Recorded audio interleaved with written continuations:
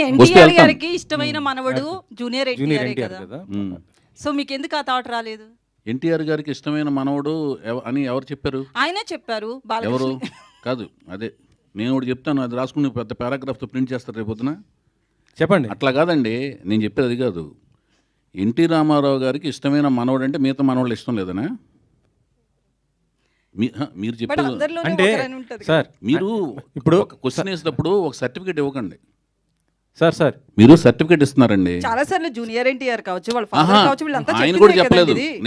NT Ramarao గారు junior public గా press meet లో చెప్పలేదు. ఒక నిమిషం అండి. తారక్ గారు కూడా చెప్పలా.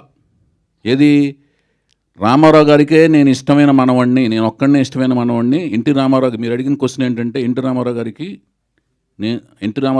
ఆయన ఇష్టమైన మనవాడు అన్నారు. అది మీరు స్ట్రెస్ చేశారు. ఆయన ఒక్కడే ఇష్టమైన మనవాడు కాదు, ఎన్టీ రామారావు గారికి అందరూ సమానమే. అలాగే ఎన్టీ రామారావు గారిని అభిమానించే వాళ్ళందరికీ, అభిమానులు, వంశ వీరాభిమానులందరికీ రామారావు గారి కుటుంబంలోని అందరూ సమానమే.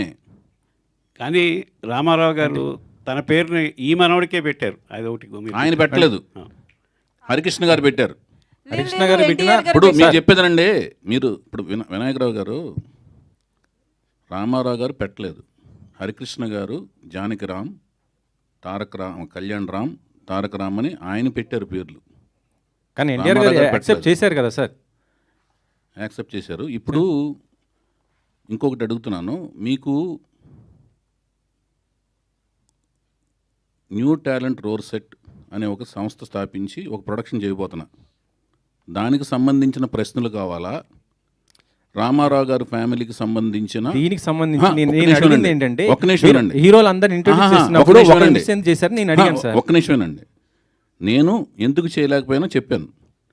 రామారావు గారి ఫ్యామిలీకి సంబంధించిన వాళ్ళ ఇంట్లోని సంబంధించిన కుటుంబానికి సంబంధించిన విషయాలు, దాంట్లో ఉన్న ఇండివిజువల్ డీటెయిల్స్ అవన్నీ మీకు కావాలంటేనేమో అది వేరే రకమైన డిస్కషన్ పెట్టుకుని దానికి సంబంధించిన వ్యక్తులు సమాధానాలు చెప్తారండి.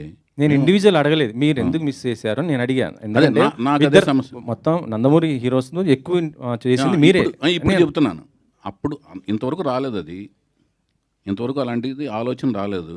వచ్చినప్పుడు ఆయన దగ్గరికి వెళ్తాను, తీస్తాను, అది ఓకేనా? ఇప్పటి వరకైతే రాలేదు.